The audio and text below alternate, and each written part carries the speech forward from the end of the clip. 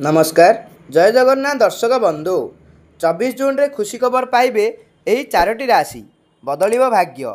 जदि दंपति मध्य प्रेम थाए तेबे यह सेमानंक संपर्क मजबूत करथाए। जो मानक संपर्क रे प्रेम न थाए सही संपर्क उभय दंपति एक बोझ होगा आरंभ करथाए। तेबे प्रेम दृष्टि आज किसी राशि लोकों अनेक उपाय एक भल दिन होगा जाउची। सेमाने निज जीवन साथी सहित कौन स्थान को जापारती जहाँफल से निज साथी को भल भाव जानवर सुजोग पाइबे। जदि आपण जानवा चाहती जे आपणकर प्रेम जीवन आज किपर हेब तेबे यह भल भाव पढ़ंतु। ता पूर्वर जदि आपण मानक आम भिडियोटी भल लगुच तेबे आपण मानकर भल पाइबा स्वरूप भिडियोटी को गोटे गोटे लाइक कर दिंतु। आम चैनल टी सब्सक्राइब कर पाखर थिबा बेल आइकन को क्लिक कर दिंतु जहाँफल आगक आसुवा समस्त भिडियो आपण सब प्रथम देखिपारे। तेबे चलतु जानिबा प्रथम भाग्यशाली राशि विषय जी होचंती मेष राशि। भगवान कृष्ण आशीर्वाद अविवाहित व्यक्ति मैंने प्रथम प्रेम पाइबे। प्रेम संपर्क एवं विवाहित लोकों जीवन में भल पाइबा वृद्धि पाइब। एबे जानिबा द्वितीय भाग्यशाली राशि विषय जी होचंती वृष राशि। अविवाहित लोक मैंने प्रेम प्रसंग में निराशार सम्मुखीन हो पारती। यही समय राशि लोकों विवाह होबार कौन संभावना नहीं। एक नूतन संपर्क थिबा लोक मैंने निज साथी सहित झगड़ा करिपारंती जो दिन सारा उत्तेजना देखा जाई पारे। एबे जानिबा तृतीय भाग्यशाली राशि विषय जी होचंती मिथुन राशि। अविवाहित लोक मैंने भल साथी को जीवाई प्रचेषा जारी रखिबे।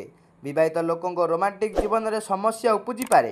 एबे जानिबा चतुर्थ भाग्यशाली राशि विषय जी होचंती कर्कट राशि। अविवाहित लोकों संपर्क से पितामाता सहमति निश्चित हो पारे। आज विवाहित लोकों एक रोमांटिक दिन होगा जाउछि। एबे जानिबा पंचम भाग्यशाली राशि विषय जी होचंती सिंह राशि। अविवाहित व्यक्ति माने सेमानक प्रेम को प्रकाश करेंगे। दंपति मध्य झगड़ा हो पारे। जदि आप तुरंत बदर समाधान करने को चेष्टा करते ना ब्रेकअप होवार संभावना रही। एबे जानिबा षष्ठ भाग्यशाली राशि विषय जी होचंती कन्या राशि।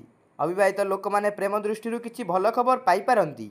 विवाहित व्यक्ति मैंने सेमानक साथी आवश्यक उपहार पाइपारे जहाँ आपण को बहुत खुशी करिवो। एबे जानिबा सप्तम भाग्यशाली राशि विषय जी होचंती तुला राशि। विवाहित लोक मानकर साथी से एक बड़ उपहार सहित आश्चर्य करिपारंती। आज एकाठी डिनर पाई बाहर को जाइपारंती। एबे जानिबा अष्टम भाग्यशाली राशि विषय जी होचंती बिच्छा राशि।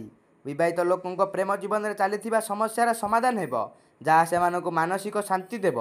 रिलेशन रे थिबा लोकों चिंता से साथी किसी प्रसंग को नहीं बढ़ी पारे। एबे जानिबा नवम भाग्यशाली राशि विषय जी होचंती धनु राशि। जदि आपण क्या पसंद करुँच से निजर भावना प्रकाश करिबारे विलंब करंतु नहीं नचेत परिस्थिति आपण हाथ चली जाई पारे। विवाहित दंपति संपर्क एवं प्रेम जीवन में मधुरता रहिबो। एबे जानिबा दशम भाग्यशाली राशि विषय जी होचंती मकर राशि। विवाहित लोकों प्रेम जीवन में समस्या उपजी पारे जो कारण मकर राशि लोकों मन विचलित रहिबो। जो माने संपर्क में नांती से प्रेम प्रसंग में निराशार सम्मुखीन हो पारती। अर्थात यह समय प्रेम विवाह कौन संभावना नहीं। एबे जानिबा 11तम राशि विषय जी होचंती कुंभ राशि। अविवाहित लोकों प्रेम दृष्टि टिके अधिक समय अपेक्षा करने को पड़ो। विवाहित लोक मान साथी से एक रोमांटिक डेट्रे नहीं से एक बड़ उपहार दे पारती। एबे जानिबा शेष राशि बा द्वादशतम राशि जी होचंती मीन राशि। घनिष्ठ संपर्क हेतु विवाहित दंपति मध्य झगड़ा हो पारे। संपर्क थिबा लोकों निज साथी असंतोषर सम्मुखीन होगा पड़ पारे। तेबे एतिकी थिला आजिर वीडियो। आउ एपरी वीडियो देखा हेले आमर वीडियोटी को लाइक करी चैनल टी को सब्सक्राइब निश्चित भाव में करदे।